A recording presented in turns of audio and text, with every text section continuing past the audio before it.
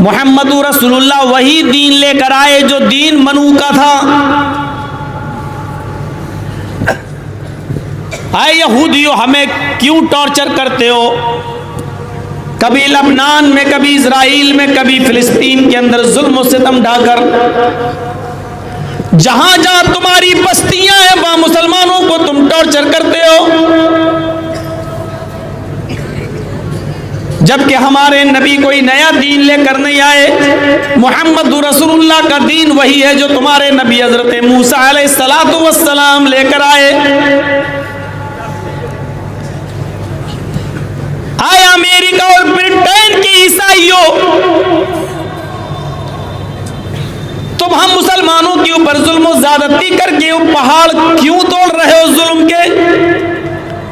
इसलिए कि हमने कोई नया धर्म अपनाया नहीं, ये वही धर्म है जिसको जीसस, जिसको ईसा मसीह, जिसको यीशु लेकर आए थे। हमारे नबी ने कोई नया दीन हमें नहीं दिया।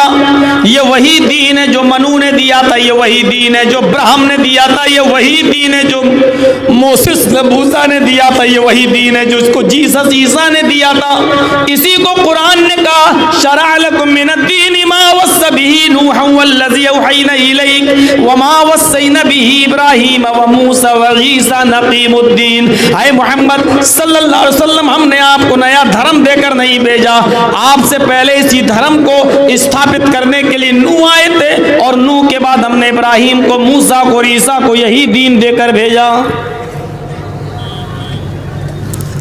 और फिर मोहम्मद रसूलुल्लाह से कहा जा रहा है, आप कह दो यहूदियों से और ईसाइयों से, आओ एक ऐसे कलमे की तरफ जो हमारे और तुम्हारे दरमियान बराबर है, कोई फर्क नहीं है।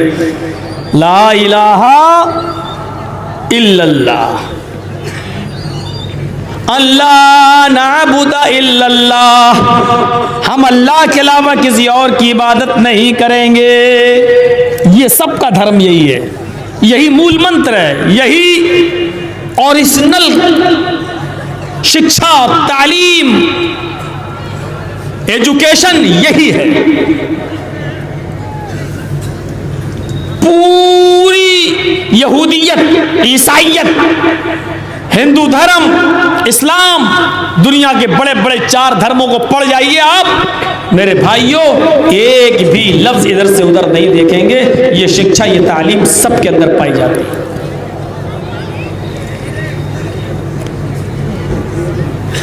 आज भी ईसाइयत इसी कलमे को पढ़ती है।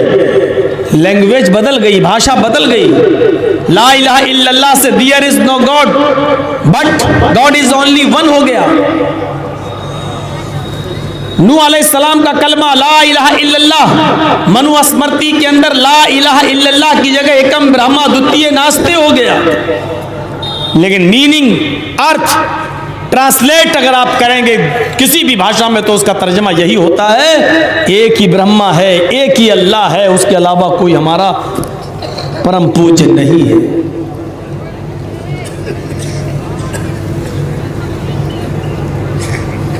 और जितने भी नबी इस दुनिया में आए, सारे नबियों ने आखिरी नबी मोहम्मद रसूलुल्लाह सल्लल्लाहु अलैहि वसल्लम के बारे में पेशीनगोई की, आखिरी नबी के बारे में बता दिया। हम उस आखिरी नबी को पहचान जाए, बात खत्म हो जाती है। जितने भी नबी, वइज़ अख़ज़ल्लाहु मीसाक़न नबिय्यीन लमा आतैतुकुम मिन किताबि व हिकमा, दुनिया में हमने जितने भी रसूलों को भेजा, जितने भी पैगंबरों को भेजा, हर नबी से एक वादा ले लिया, एक इकरार ले लिया। क्या? आए नबियों तुम जा तो रहे हो, आए रसूलों तुम जा तो रहे हो, दुनिया में हम तुम्हें नबी बनाकर भेज तो रहे हैं, लेकिन एक वादा करो, अगर तुम्हारी जिंदगी में हमारे आखिरी नबी आ जाए, तुम्हारी जिंदगी में मोहम्मद रसूलुल्लाह को हम आखिरी नबी बनाकर भेज दें, तो तुम्हारी जिम्मेदारी क्या होगी, तुम्हारी ड्यूटी क्या होगी? आदम को भेजा, एक मीसाक लिया, नूह को भेजा, एक वादा लिया, याकूब को भेजा, इब्राहिम को भेजा, जकरिया को भेजा, इसहाक को भेजा, शुएब को भेजा, इद्रीस को भेजा, यहया को भेजा, इस्माइल को भेजा, मूसा को भेजा, ईसा को भेजा। अल्लाह ने जितने भी नबियों को भेजा, हर नबी से दुनिया में भेजते वक्त एक वादा ले लिया, अगर तुम्हारी जिंदगी में हमारे आखिरी नबी आ जाएं, तुम्हारी जिंदगी में हमारे आखिरी पैगंबर आ जाएं, तुम्हारी जिंदगी में हमारे आखिरी रसूल आ जाएं, तुम जाअकुम रसूलुम, तुम्हारे सामने वो पैगंबर आ जाए, मुसद्दिकुल लिमा माअकुम, तुम्हारे नबी होने की तस्दीक करे, तुम्हारी तालीम को सच्चा बताए, तो तुम उस रसूल के साथ क्या करोगे? आखिरी नबी के साथ तुम्हारा सुलूक क्या होगा? अल्लाह ने फिर बताया, लतुमिनुन्न बिही व लतंसुरुन्नहु, आए नबियों, आए पैगंबरों, आए रसूलों, तुम्हारी ड्यूटी होगी, तुम्हारी जिम्मेदारी होगी कि तुम सब उस आखिरी नबी पर, तुम सब उस मुहम्मदुर रसूलुल्लाह सल्लल्लाहु अलैहि वसल्लम पर ईमान ले आना। लतुमिनुन्न बिही, तुम सब उसके ऊपर ईमान ले आना। तुम्हारी ड्यूटी खत्म, अब आपकी शरीयत मंसूख। क्या करना? मुहम्मदुर रसूलुल्लाह पर ईमान ले आना, आखिरी नबी पर। और ईमान नहीं लाना, बस ईमान लाके छोड़ मत देना। वाला तनसुरुन्नहु, वो नबी जो मिशन, जो वर्क, जो काम लेकर दुनिया में आएगा, तुम्हें उसके काम में उसकी मदद भी करना पड़ेगी।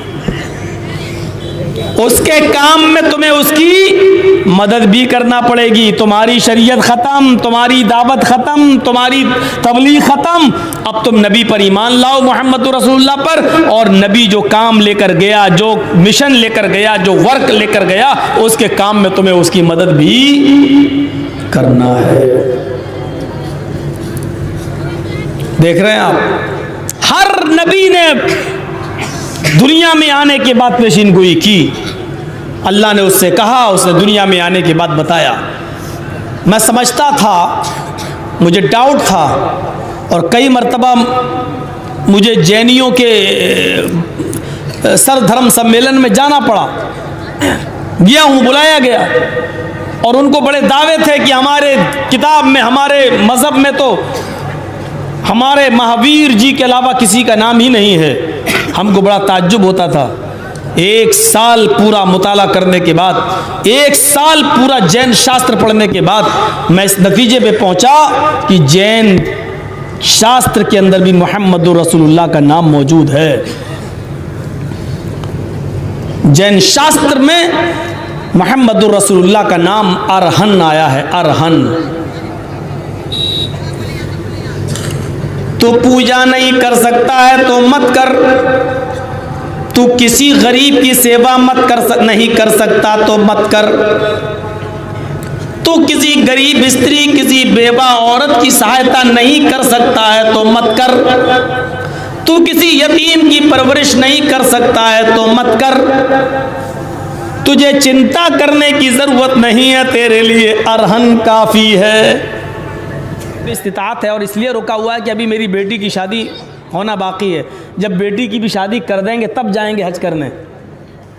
और बेटी की शादी करने से पहले या हज करने से पहले मर गया तो मात अलल मजूसिय्या, वो दीन इस्लाम पर नहीं मरता, वो मजूसियत की मौत मरता है। सवाल यह है कि मौलाना साहब कि बेटी की शादी छोड़ के हज करें आए?